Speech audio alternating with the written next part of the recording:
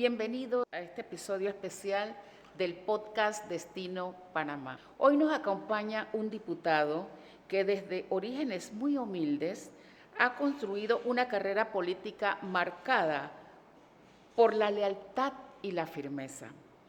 Conocido popularmente como el amigo fiel, es el vocero de un expresidente que enfrenta diversas acusaciones y que vive en el exilio. En este diálogo exploraremos no solo su historia personal y política, sino también cómo enfrenta la controversia, la crítica y esa admirada capacidad para mantenerse impasible ante la tormenta. Bienvenido, diputado Camacho. Gracias, Nubia. Un placer estar aquí con una excelente profesional que conozco hace muchos años y con la cual compartimos muchas experiencias, y también con los amigos de Destino. Muchas gracias, diputado. Entonces, arrancamos con la primera pregunta. ¿Cuál es el motor, diputado, o la inspiración que lo llevó a usted desde sus orígenes humildes hasta convertirse en un diputado? Bueno, aprendimos muy temprano de que las cosas no cambian por sí solas. Hay que trabajar para que los cambios ocurran. Y por ello, yo siempre le digo a los jóvenes con los cuales trabajo, con las mujeres también, que hay que participar políticamente. Porque si tú no participas políticamente, tú le estás delegando a otros las decisiones de temas muy importantes. Y cuando tú delegas a otros las decisiones de temas importantes, después no te puedes quejar por lo que tienes. Así que hay que participar para ser parte de las soluciones o parte de esa construcción del país que la mayoría anhela y que la mayoría desea. Diputado Camacho, ¿cómo usted ha logrado mantener una imagen tan firme y serena ante las críticas? Y vemos pues que a usted nada le roba la calma. ¿Cómo logra eso? Bueno, primero porque uno tiene que estar claro de qué es lo que quiere lograr y cómo lo quiere lograr, porque no se trata solo de lo que quieres lograr, sino cómo lograrlo. Los cambios positivos que el país requiere, valga la redundancia, necesitan la participación de gente, de la gente decente, de la gente que desea un país mejor, porque fíjate, tú te vas a encontrar siempre gente que te dice que no te metas en política porque la política es sucia. No, la política no es sucia, hay gente sucia haciendo política. Y si queremos que la política sea lo que todos aspiramos de ella, que es un ente transformador de la sociedad en positivo, entonces la gente decente tiene que participar y sacar de la política a la gente indecente. Y eso obviamente en razón de los principios, de los valores que uno adquiere desde el hogar y que se van profundizando, y de tu visión de la sociedad, porque yo creo en los partidos políticos, pero los partidos políticos no te dan ni principios, ni te dan valores, y tampoco te dan una visión rígida de la sociedad. Los partidos, yo entro porque puedo en determinado momento coincidir con la ideología de esos partidos, pero en el momento que ellos se desvían de sus principios, de sus valores, de su ideología, yo tengo el derecho de irme también de esos partidos. Claro. Siguiendo con el tema político y de los partidos, hoy estuve viendo una estadística de un informe del Tribunal Electoral que indica que desde julio del 2024 hasta la fecha han renunciado más de 21 miembros al partido.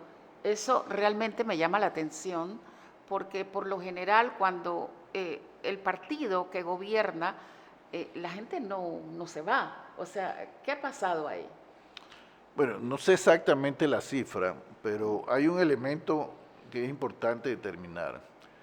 El partido realizando metas era el partido con mayor tendencia al crecimiento, porque en todos los partidos hay gente que entra y gente que sale.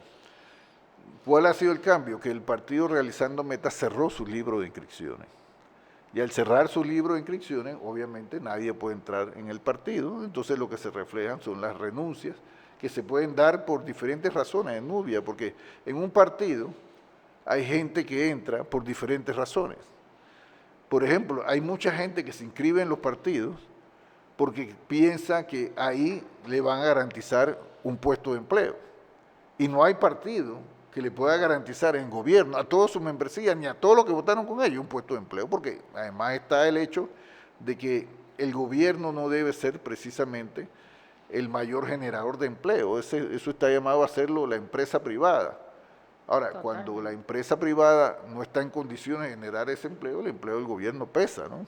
Entonces, hay mucha gente que se inscribe en los partidos, por ejemplo, para respaldar un candidato.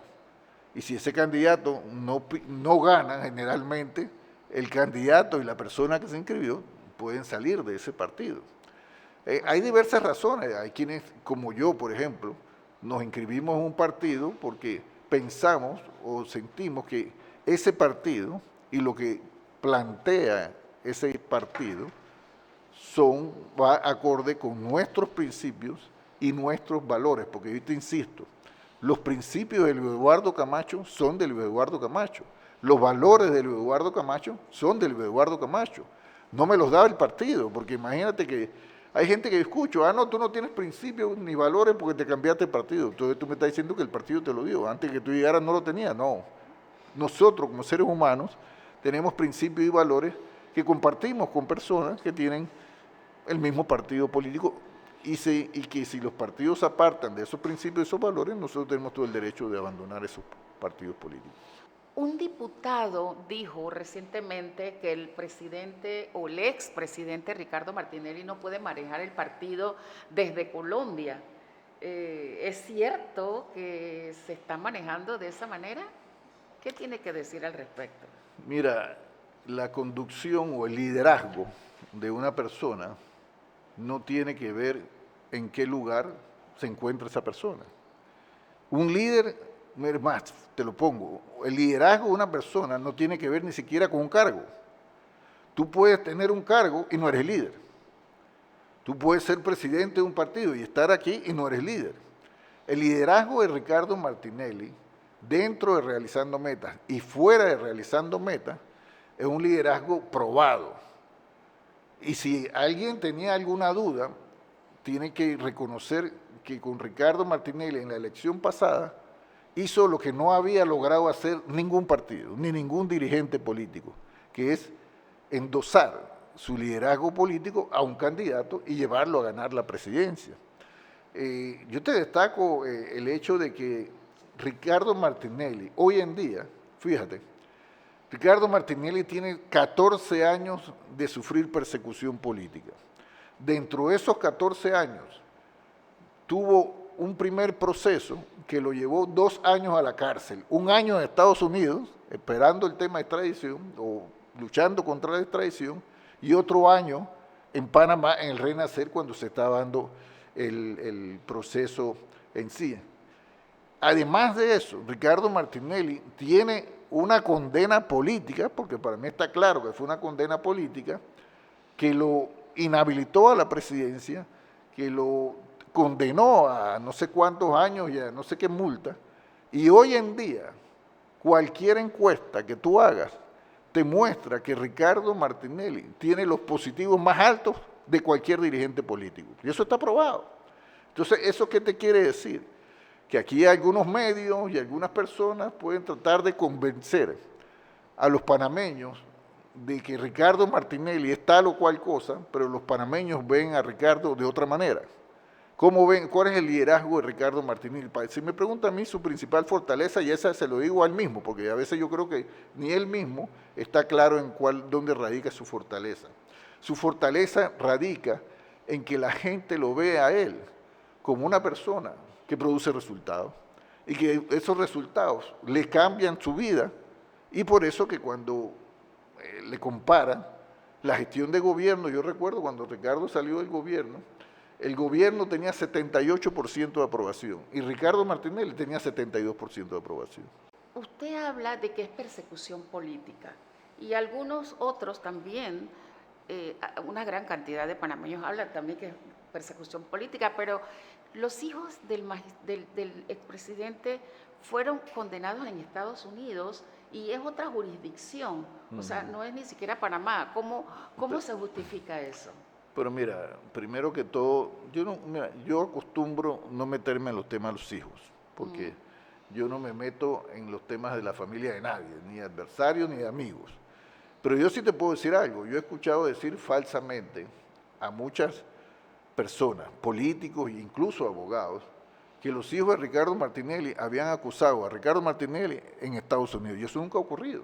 Yo por eso le he dicho, muéstrame una sola declaración de alguno de los hijos de Ricardo Martinelli que lo haya señalado como partícipe de un acto de corrupción. Pero mira, más allá de ese tema, Ricardo Martinelli fue un proceso por el caso que se conocía como pinchazo.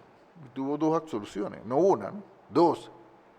Yo no conozco a una persona que haya sido sometido 2 veces a juicio por el mismo causa que Ricardo Martinelli. Pero además de eso, mira, hoy en día Ricardo Martinelli está condenado en una causa totalmente política. ¿Y por qué te lo digo y lo he sostenido? Porque el que no vio la audiencia no va a entender, por ejemplo, que el principal testigo de la Fiscalía, en el caso de que se conoce como New Business, declaró, y está incluso el informe, que todos los fondos que aportó Ricardo Martinelli a eso provenían de sus cuentas personales que tenía antes de ser presidente de la República. Pero vamos a verlo jurídicamente. Nubia, tú eres abogada también, ¿no? Sí. Explícame cómo Ricardo Martinelli está condenado por supuesto lavado de dinero, por lavar su plata. Pero además de eso, explícame si ¿por qué no hay ninguno de los bancos con los cuales Ricardo utilizó de sus cuentas? No hay nadie de los bancos en ese proceso, ni nadie condenado. Es más, los que son abogados, el lavado de dinero no solamente castiga a la persona que comete el delito previo, comete a quien mete, sino al destinatario final de los recursos. En este caso, ¿quiénes son los destinatarios finales de los supuestos recursos ilícitos? Los dueños de Editora Panamá América, porque es un caso que nace de la compra de Editora Panamá América. Exacto. Pero los dueños de Editora Panamá América, ninguno fue parte del proceso. Y yo no es que esté pidiendo que los procesaran, es que no tiene sentido procesarlo porque New Business fue una transacción privada, legítima con fondos privados. Entonces, pero te pongo esos elementos que tú como abogada lo entiendes, porque el lavado de dinero obviamente que no está configurado, pero vamos a poner las cosas como son. A Ricardo Martinelli lo condenaron ¿para qué? Para que no corriera en las elecciones. ¿Y por qué? Porque todas las encuestas que habían sido publicadas mostraban que, fíjate, se podían unir todos los candidatos juntos contra Ricardo Martinelli y no se lo ganaban.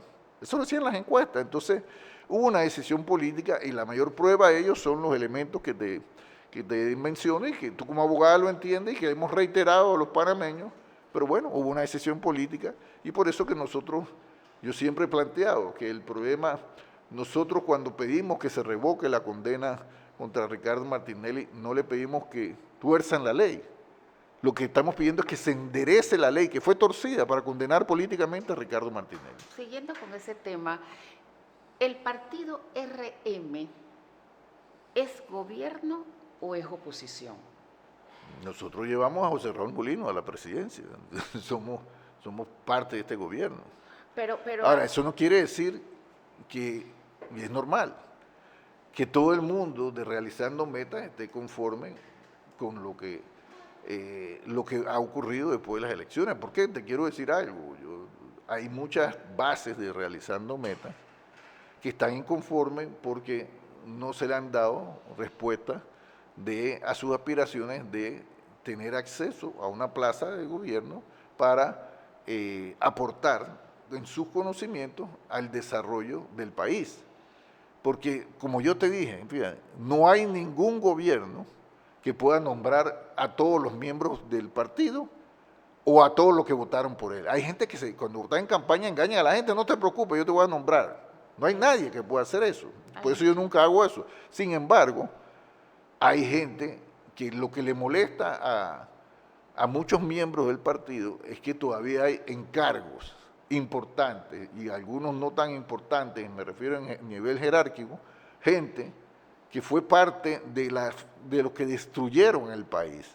Y sin embargo, gente realizando metas con la capacidad, porque no es que te vamos a pedir que te pongan de ministro sin tener la capacidad, o que te pongan de director sin tener la capacidad. Hay gente nuestra con la capacidad académica para desarrollar unos cargos y ahí no fueron tomados en cuenta, y sin embargo hay gente que se mantiene en importantes cargos que fueron parte de la destrucción del país durante los pasados 10 años. Eso me lleva a otra pregunta. Ajá. ¿Cómo, usted dice que son gobierno, pero hay personas que realmente son enemigos públicos del señor Martinelli y están ejerciendo puestos muy importantes? Bueno, pero es que mira, cuando Ricardo Martinelli fue presidente, él nombró también a gente que no era del partido. Gente que, acuérdate que si lo vemos, cuando ellos fueron producto de una alianza, y en esa alianza encontrabas miembros del partido panameñista, por decirte alguno, que le decían de perro muerto para arriba a Ricardo Martinelli. Sí. Entonces, el tema está en un tema, mira, tú puedes tener personas que te adversan, pues si tú le dices a los panameños, tenemos que unirnos para sacar al país del hueco, porque el país estaba en un hueco y todavía sigue dentro de ese hueco. Hemos comenzado a salir, pero todavía estamos, para salir de ese hueco tenemos que unirnos los panameños. Pero tú no le puedes decir a la gente que para unirse no es sencillamente que todos que el presidente tenga la libertad de poner a gente que no es del partido en los cargos ministeriales. Y eso lo hace todos los presidentes. Todos los presidentes en determinado momento nombran en su equipo de gobierno a gente que ni siquiera trabajó en campaña, pero lo consideran importantes para la gestión del gobierno. Y yo te puedo mencionar algunos casos, en el caso de Molino, del presidente Molino y de Ricardo Martinelli, porque yo apoyo este gobierno. Yo apoyé dentro de ese marco digamos, voto de confianza que uno le da a los nombramientos, pero hubo nombramientos que yo públicamente dije que tenía mis reservas. ¿Por qué? Porque mira, yo acostumbro a juzgar a la gente no por lo que dice, sino por lo que hace. Y créeme que esa es una de las cosas que me ha ayudado mucho a tener éxito en la vida y también me ha generado golpes. Sí. Aprender a conocer a la gente en base a lo que hace, no lo que dice. Diputado, ¿usted va a insistir en el proyecto de amnistía para que se beneficie pues el expresidente Martinelli? Sé que en Brasil ya se aprobó una ley de amnistía que probablemente beneficie al expresidente Bolsonaro. Bueno, mira, lo que pasa, te quiero decir algo. Si hay algo que Ricardo Martinelli y a mí como su vocero me ha tocado hacer en los últimos 14 años, es a combatir la desinformación. Porque, por ejemplo, aquí los enemigos de Ricardo Martinelli han convencido a la opinión pública que Luis Eduardo Camacho presentó un proyecto de ley de amnistía para beneficiar a Ricardo Martinelli. Yo nunca he presentado un proyecto de ley de amnistía.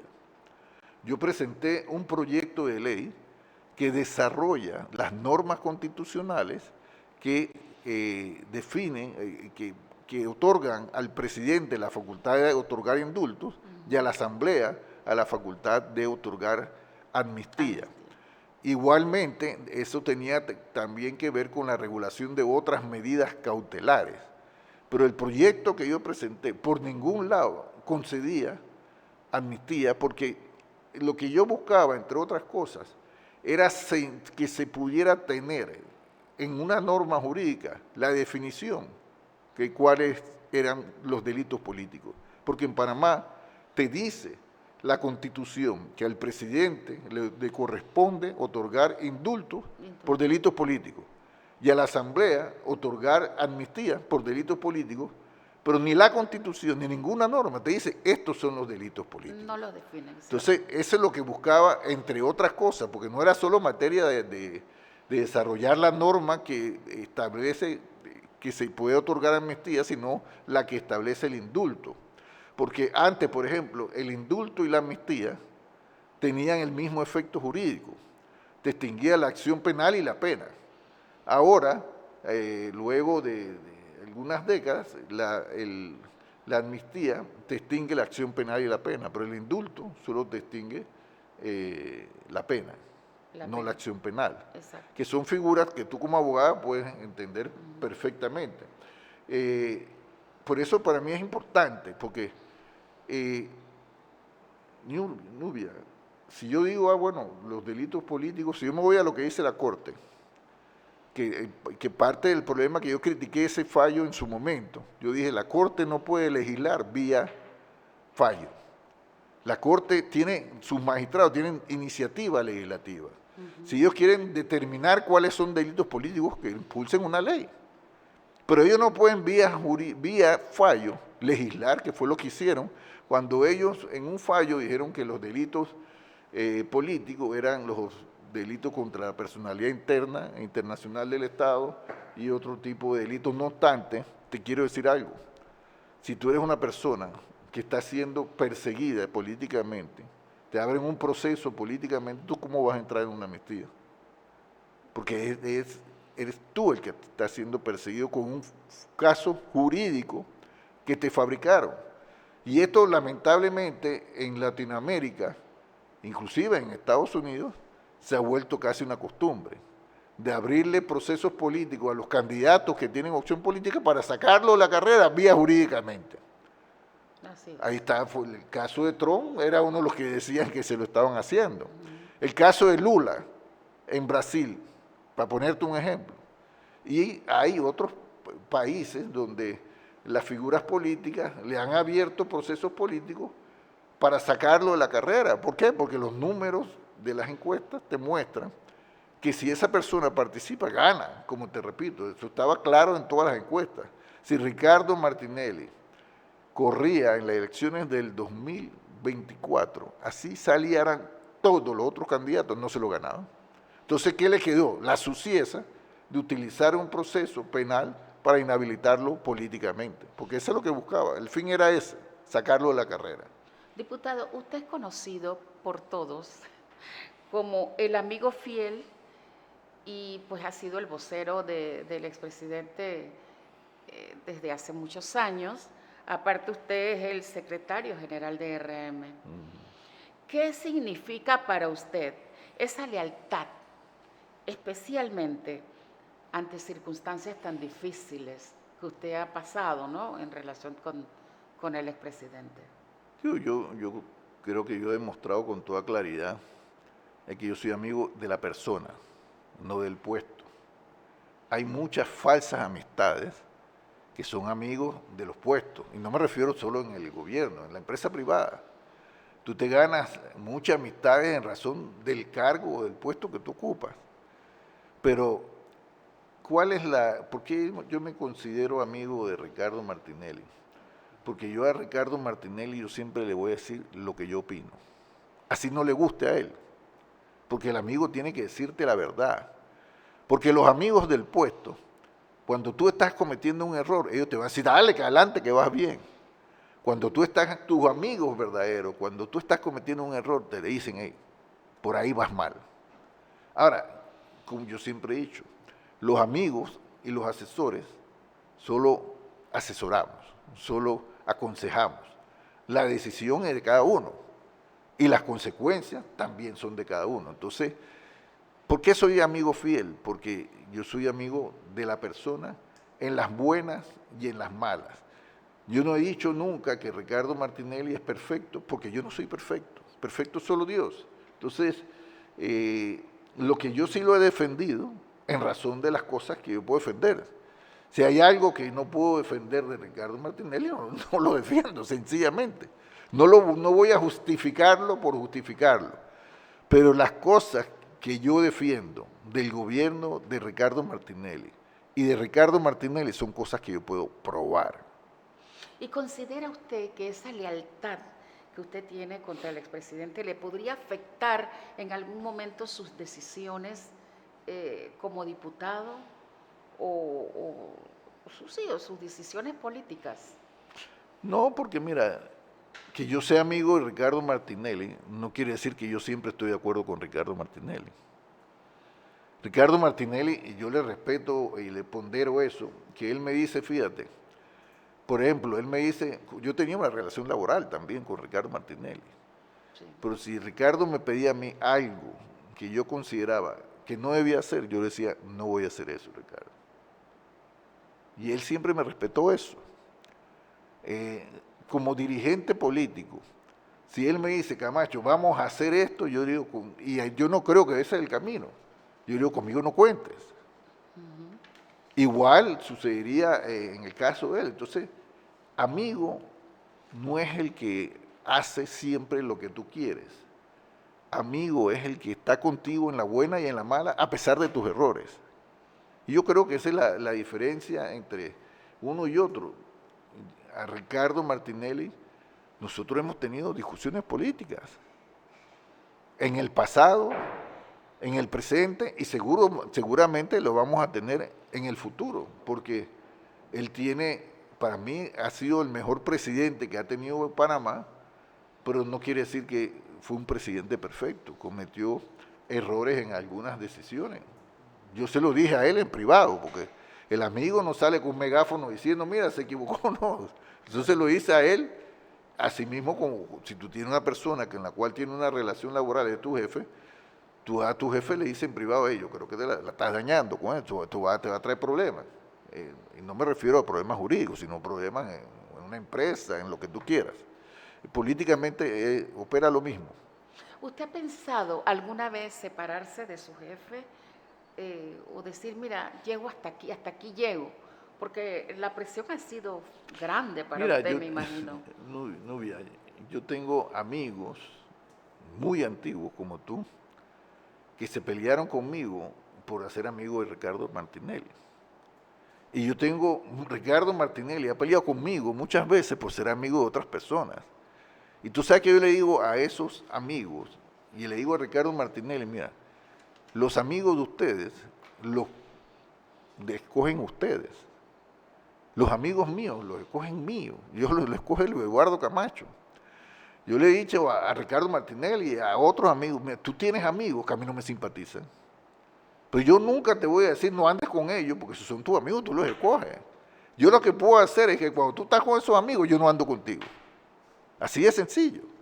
Igual a las personas que no simpatizan con Ricardo Martinelli y que se molestaron conmigo por ser el vocero de Ricardo Martinelli en el gobierno, le pusimos ese problema a ellos. El amigo tiene que respetarte. No tiene que compartir todo lo que tú opinas, pero tiene que respetarte tus decisiones. Ya me dijiste, no te simpatiza, bueno, pues. Pero yo no le escojo, los medulares, mira, yo no le escojo a nadie, ni a Ricardo, ni a los que no gustan de Ricardo, cuáles son sus amigos.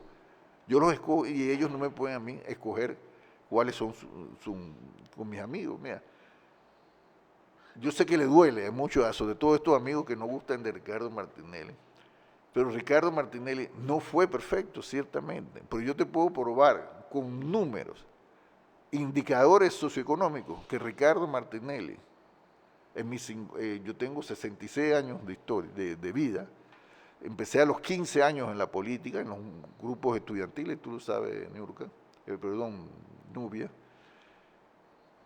y yo no he visto mejor presidente que Ricardo Martinelli, porque los indicadores sociales y económicos así lo dicen. Lo que yo diga o yo opine no cuentan, son lo que dicen las pruebas, porque las pruebas son lo que demuestran si uno tiene razón o no tiene razón. Luis Eduardo, ¿tú qué mensaje o qué consejo le darías a jóvenes que están en la política ahora mismo y que reciben fuertes críticas? ¿Cómo enfrentar eso? Mira, yo toda mi vida he trabajado con mucha gente, pero particularmente con dos grupos, con los jóvenes y las mujeres. Con las mujeres, ¿por qué? Porque las mujeres son más leales y más comprometidas que los hombres. Esa es una realidad. Eso sí, cuando las mujeres están contigo, están contigo. Cuando se van contra ti, huyen, tenle miedo. Las mujeres son más comprometidas y más leales. Pero los jóvenes tienen algo que nunca deben perder, y es la rebeldía. Pero la rebeldía positiva frente a las cosas que están mal. Ellos saben cuando las cosas no están mal y son rebeldes frente a eso. Entonces yo le digo a los jóvenes, fíjense, cuando usted hágale caso siempre a sus padres. Hay un solo momento que usted no le hagan caso a sus padres. Cuando sus padres le dicen no participes en política, no le hagan caso. Porque esos mismos padres después entienden el gran error que tienen.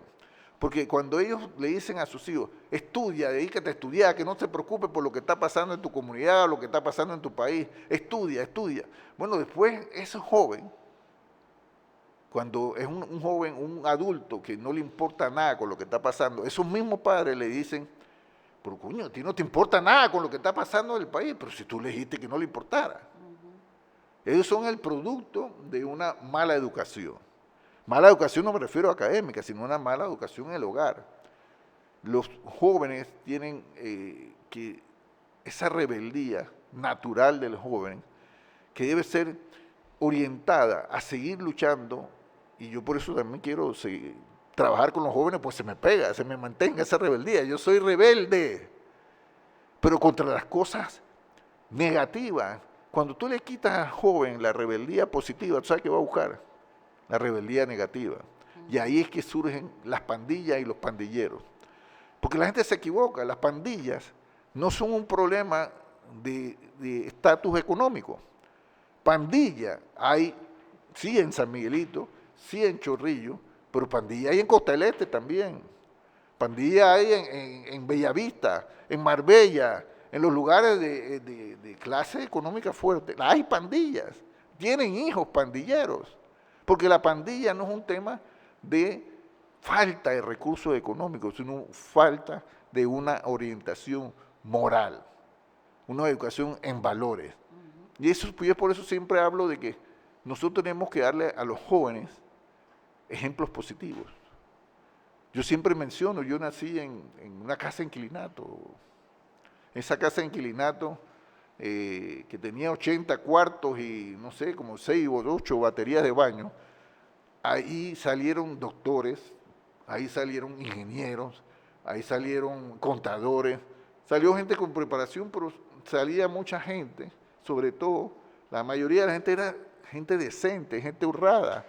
Porque fíjate, en estos días yo escuchaba a los amigos libre postulados y a una persona, el pasado domingo yo le escuchaba decir que la corrupción era producto de la falta de educación. No, la corrupción es un problema de falta de valores, de principios, de falta de moralidad. Decir que porque una persona no tuvo una educación completa, está destinado a ser corrupto, eso no es cierto. La educación te abre las oportunidades, pero la falta de educación, me refiero a académica, no te convierte en un corrupto. De hecho, los corruptos más grandes son personas que tienen grandes conocimientos y los aprovechan es para hacer la trampa. Ese es un problema moral. Ellos son los que menos excusas deberían de tener para estar en la trampa. Pero su problema no es de económico, su problema no es de que tienen problemas de dificultades, su problema es moral. Sobre todo, y de doble moral, porque yo escucho a muchos empresarios, yo creo en el sistema de libre empresa, pero yo escucho a muchos empresarios hablar de luchar contra la corrupción, pero son los que le pagan coima a la gente para ganarse las licitaciones. Si hay algo que le hace daño al país, es el juega vivo y la doble moral. Definitivamente. Porque, y esto es un problema, por eso yo siempre hablo de una cruzada contra la corrupción, pero desde la construcción de la familia. Porque la familia, que sabe, por ejemplo, Nubia, en nuestros tiempos, cuando tú llegabas con algo que tú no te habían dado en tu casa, lo primero que te preguntaban es dónde salió. Eso no es tuyo. No, vaya, devuelva eso donde tienen que devolverlo. Ahora hay padres que dicen, no, anda, busca y pide que te den más. Entonces es un problema de la moral en el hogar también. De ahí nace la base de todo. Que en el camino se va grabando, sí, pero si tú tienes una familia con una sólida base de principios, de valores, sobre todo en la fe también, porque la fe tiene que ver mucho en eso. Si tú no crees en nada, tú te da igual con todo el tuyo. Si tú no crees en Dios, tú no crees, no le das el valor que el creer en un Dios te da a la vida. Entonces la vida para ti no vale nada. Entonces se trata no de hacer más leyes contra la corrupción. Hay suficientes leyes contra la corrupción. Lo que pasa es que tú no me pides a mí que siga aprobando leyes contra la corrupción, que no quiere decir que no se pueden mejorar, pero si tú tienes instituciones de justicia que han demostrado ser corruptas. Porque yo te quiero decir algo, a mí no me van a hacer mover un dedo para correr a aprobar leyes contra ningún tema, pero especialmente la corrupción. Cuando yo veo que, por ejemplo, en ese Ministerio Público y en ese órgano judicial están la misma gente que hizo prácticas corruptas, porque el peor daño que nosotros tenemos en nuestra sociedad es que las instituciones de justicia, uno de los peores, pues los más grandes, son instituciones que actúan gente como un negocio, gente que te cobra para meterte un expediente o para sacarte un expediente, para no meterte un expediente o para sacarte un expediente. Gente que yo creo que avanzamos, fíjate, con el sistema penal acusatorio. A la gente no le gusta mucho el sistema penal acusatorio, pero quien no le gusta es que no entiende los abusos de tener un sistema inquisitivo en donde el fiscal tenía todo el poder para agarrarte y meterte preso, así tú fueras inocente, y a dejar que te pudrieras en la cárcel, así tú fueras inocente. Entonces, es el tema. Nosotros tenemos que, la justicia de la que tanto hablamos, tiene que asentarse, tiene que limpiarse, porque la justicia es uno de los pilares fundamentales de la democracia. Mientras nosotros no saneemos la justicia, las instituciones me refiero, el Ministerio Público y el órgano judicial, de toda esa lacra, ese cáncer que hay ahí, no todo, no me refiero, no todo, yo no puedo decir que todo el que está ahí, pero ahí hay mucha gente que se ha prestado, te presta para temas de corrupción. Yo te hago una pregunta, Niurka. ¿Tú ¿en qué país decente del mundo, después que en los Varela Leaks se conoció todo lo que se conoció, que llevó a la entonces procuradora Kenia Porcel a renunciar de lo que estaba ahí, no por vergüenza, sino porque la dejaron en evidencia? ¿Cuántos procesos ha habido aquí contra Kenia Porcel? Y contra todo lo que ahí se mencionaba. Ninguno. ¿Sabes por qué? Porque el sistema está corrupto. Y un sistema corrupto no hace nada contra los corruptos. Luis Eduardo, precisamente quería preguntarte sobre la constituyente que está promocionando el presidente Mulino. ¿Qué opinión te merece? ¿Estás de acuerdo o no? Te llevo a lo mismo. Esto no se trata tanto de normas, de cambios en las leyes. Se trata de un cambio de conducta en el ser humano.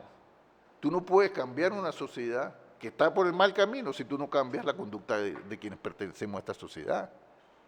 Pero te hay un agravante. Y a lo mejor esto no le va a caer muy bien, pero yo tengo que decir las cosas que opino. Un cambio constituyente genera automáticamente, como los procesos electorales, por ejemplo, te generan una baja en la actividad económica. Eso es automático. ¿Por qué? Porque ningún inversionista va a meter plata, fíjate, contamos los procesos, si no sabe quién va a ganar, para saber cuáles van a ser las reglas del juego. Pero asimismo, ningún inversionista va a meter plata con un país que te dice, yo te voy a cambiar la constitución sin saber cómo va a quedar esa constitución. Bien dice el dicho, que no hay nada más cobarde que un dólar. Bueno, es efectivamente así. Entonces yo te hago una pregunta.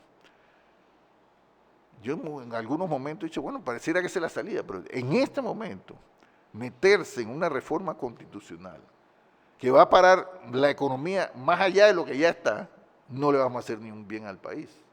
Ese es algo que hay que sopesar, porque las cosas hay que hacerlas no solamente cuando se puede, sino cuando conviene. Y en este momento, en mi opinión, un cambio constitucional, el solo entrar a la discusión de un cambio constitucional va a afectar la capacidad de crecimiento de nuestro país, porque ¿qué produce el crecimiento? Me refiero económicamente, la inversión privada y en alguna parte de la pública, pero sobre todo la privada. Y esa inversión privada, que necesita muchas cosas, pero una cosa es fundamental para la inversión privada, la seguridad jurídica. El cambio de la Constitución es que el cambio de las normas, de las reglas del juego.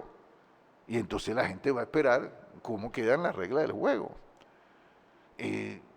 Mira, aquí hubo un empresario nicaragüense que entregó y metió mucha plata aquí en Panamá. La metió en un área donde necesitábamos que creara mucho empleo, creó 3.000 plazas de empleo, un poco más. Ese empresario, ¿sabe lo que le pasó? Lo montaron un proceso, en mi opinión, sobre un tema ambiental, para cerrarle la empresa, y eso puso a 3.000 personas de campo de PC en la calle. ¿Cuál fue el pecado de ese empresario? Que sencillamente su compañía competía con la actividad económica del presidente de turno. Entonces la seguridad jurídica es fundamental para evitar que un presidente, por razones de su actividad comercial, no pueda ponerle zancadilla a otros que tienen el pecado de ir a buscar en eso y de competir buscando igualdad de condiciones. Entonces, yo insisto, yo sé que mucha gente, no, Camacho, no me cae bien, eso no importa si tú caes bien o no, si yo te caigo bien o mal o no. Lo que va a importar si lo que yo digo es cierto o es falso, si lo puedo probar o no lo puedo probar. Yo no busco que la gente me quiera, para mí eso no es lo importante. A mí más importante que la gente me respete. Y la gente me respeta porque a pesar de que pueda o no coincidir conmigo, tengo no solamente la capacidad de expresar correctamente lo que opino, sino respetuosamente en términos generales, y además lo que yo digo es lo que yo hago. No hago una cosa y digo otra.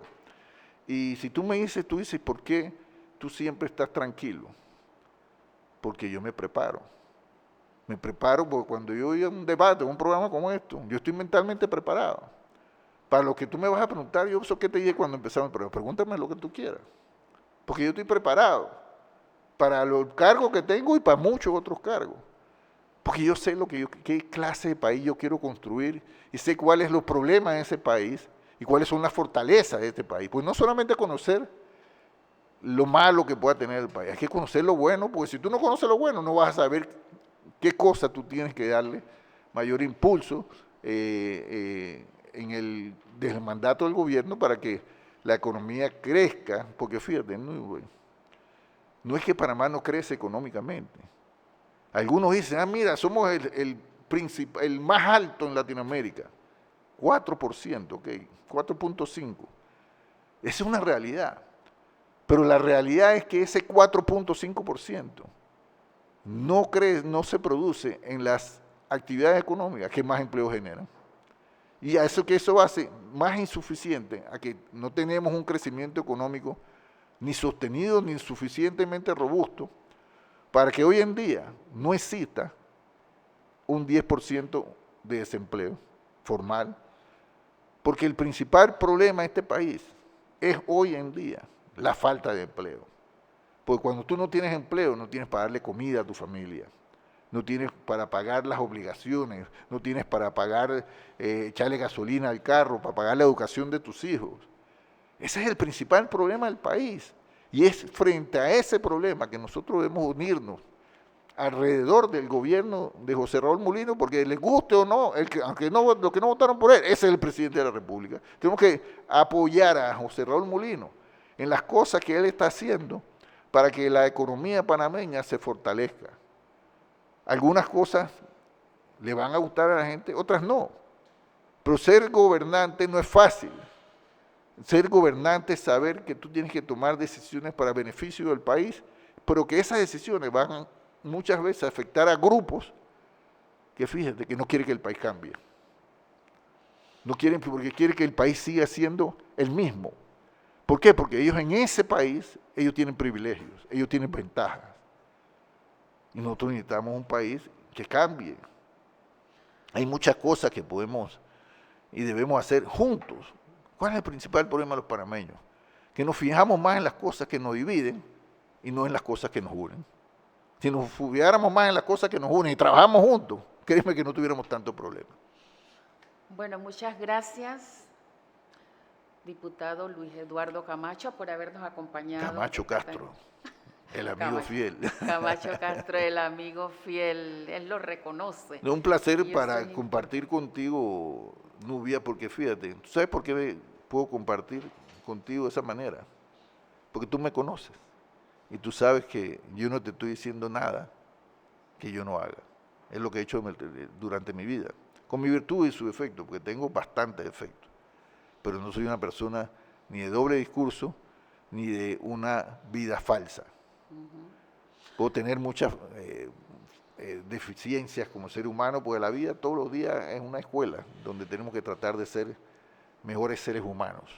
No mejor político, no mejor profesional, mejores seres humanos.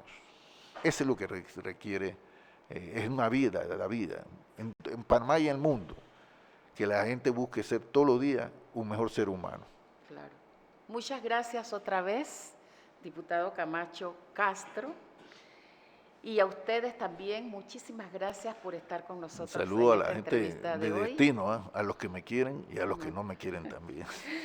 Y no olviden suscribirse a nuestro podcast en YouTube Destino Panamá para que puedan disfrutar de otros trabajos similares al que hemos hecho hoy con el diputado Camacho. Muchas gracias.